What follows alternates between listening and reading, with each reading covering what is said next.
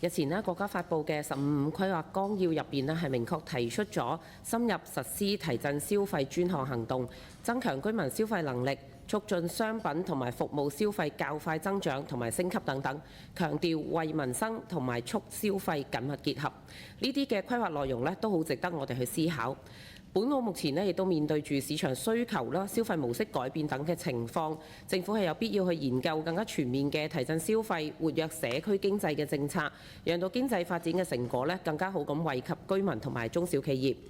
回顧過去一年，特區政府喺促進消費方面係推出咗好多項嘅措施，包括2次嘅全城消費大獎賞社區消費活動，亦都有向長者啦、殘疾人士等等發放消費優惠等等，都有一啲嘅成效嘅。與此同時我哋都會留意到，根據零售業銷售調查啦，舊年全年嘅零售業銷售額就下降咗3.2%，銷貨量嘅平均指數亦都係按年下跌嘅。其中喺一啲高端零售方面跌幅係較為明顯。咁而澳門科技大學亦都發布咗澳門消費者信心指數喺舊年嘅第4季嘅調查結果啦，指出澳門消費者嘅信心指數亦都相較於第3季係稍為下跌嘅，整體嘅信心水平係呈小幅回落嘅態勢。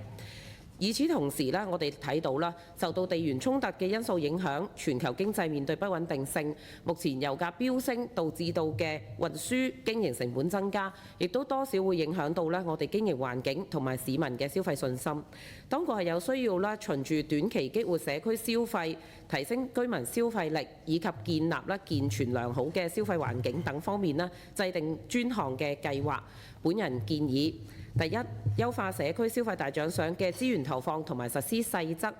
近年本澳嘅消費客群同埋模式嘅變化，尤其係處於旅遊淡季嘅期間部分區域嘅商戶嘅經營亦都較為困難。當局仍然係需要去重視市民生活成本增加或者係企業壓力嘅呢啲問題。社會普遍都期望政府都能夠推出新一期嘅消費獎賞或者補貼計劃，檢視過去多次嘅經驗同埋成效，尤其係研究加大向長者同埋殘疾人士等弱勢群體嘅發放消費納減額嘅優惠金額啦，降低使用嘅門檻，或者係加大每筆優惠嘅納減比例等等。亦都會有意見認為係應該要放寬使用時間。其實個重點就係讓到更多嘅居民用得到有關消費優惠同埋補貼，進一步支持商戶同埋緩減居民嘅開支壓力。第二，持續透過穩就業、增收入措施，形成擴大居民消費嘅長效機制。根據工聯總會同澳門經濟學會喺舊年年底發布嘅2025年各業職工工作現況調查，大部分受訪者嘅工資與前一年係持平，而部分人甚至乎係有所下降。僱員嘅職業發展同埋勞動保障亦都係有待優化。增加收入係提升居民消費信心同能力嘅重要基礎。長遠而言當局係應該要發揮好促進就業協調工作組嘅機制，重點係研究同埋落實點樣協助居民喺就業晉升方面嘅政策，以及提升就業質量嘅具體措施，穩定民生、帶動消費能力、促進內需同埋保持經濟活動嘅持續活躍。第三，結合本澳大型體育、節慶、演藝活動，更好聯動社區參與。